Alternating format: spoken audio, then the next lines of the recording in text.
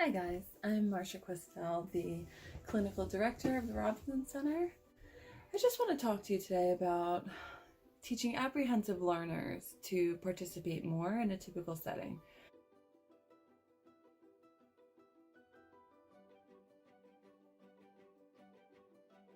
I have observed a student today that was participating well, paying attention to what he was doing, paying attention to the teacher, responding to individual instructions, responding to group directions. He was doing his work diligently. So all across the board, he was participating as a really good student, but he was not participating.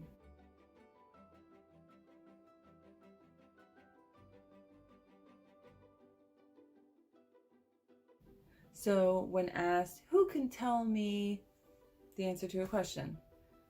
A lot of students are going, me, right? Not this student.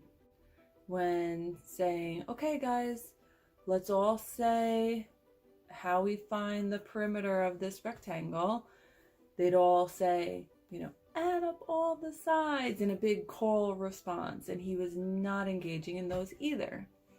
So although he was responding and actively working as a good student, he was not participating in the class whatsoever. He was fading into the background and very apprehensive about what he was doing. So he would check other students' work while he was working.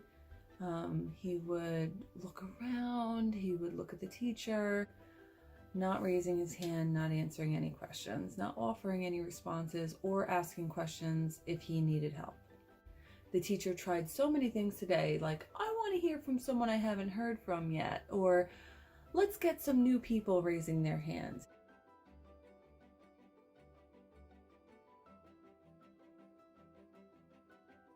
And he wouldn't raise his hand. So then she tried things like, okay, so-and-so and this student, I haven't heard from you guys today. Will one of you tell me the answer? And when that didn't work, she would say, okay, you student, just respond, why don't you tell me the answer, or tell me what you got for the answer to this question. Now that sets up a situation where the student might not be prepared to answer, may not feel confident in that response.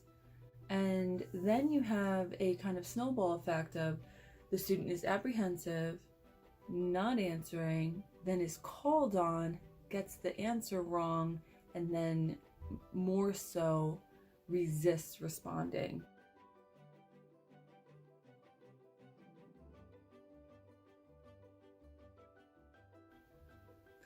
And then you have a very quiet student who's kind of falling through the cracks, or may appear lazy, or may appear like they are bored. But really that's not the case. It's just that they are apprehensive and shy, or just not participating. So what we want is for this student to be able to advocate for himself.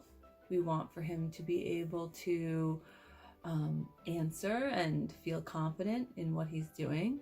And we also want him to be more socially active as a participant in the room.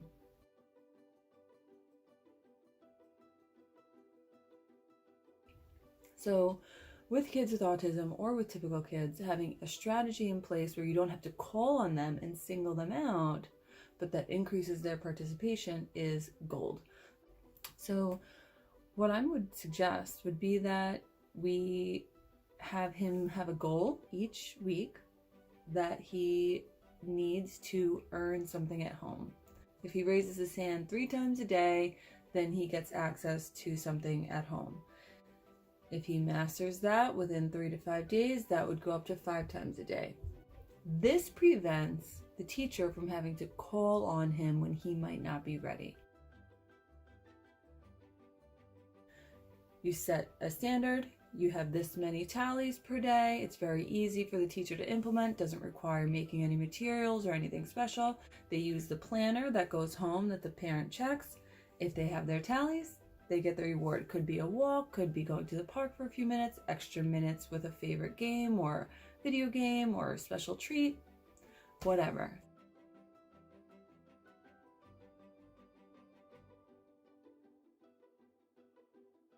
So with that being said, You want to avoid calling out. You want to encourage participation. You don't want it to be vague, like, we want to hear from you more. That's too general. So you say, let's set a standard. You do this, you meet this mark, then you get the reward at home, then we're going to increase it, and eventually the student becomes a more typical participant in the class.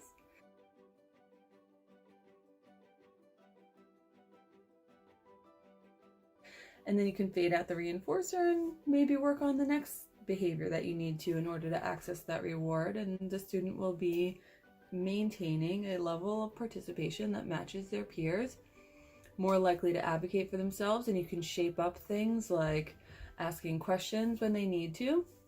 Also, be careful not to call on the student every time they raise their hand, because you don't want it to be paired with a one-on-one correspondence of every time I raise my hand, I get called on, because the students will notice that, and also it's not natural. So sometimes you raise your hand and you don't get called on, and that's okay. And you don't have to be correct every time either.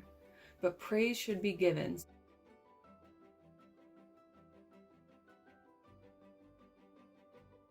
So why don't you try it with one of your students? If you have an apprehensive learner or someone who seems shy or unwilling to participate, see if you can systematically increase their participation over time. Give it a couple weeks and let us know how it works. If you have any questions, feel free to reach out. Thanks.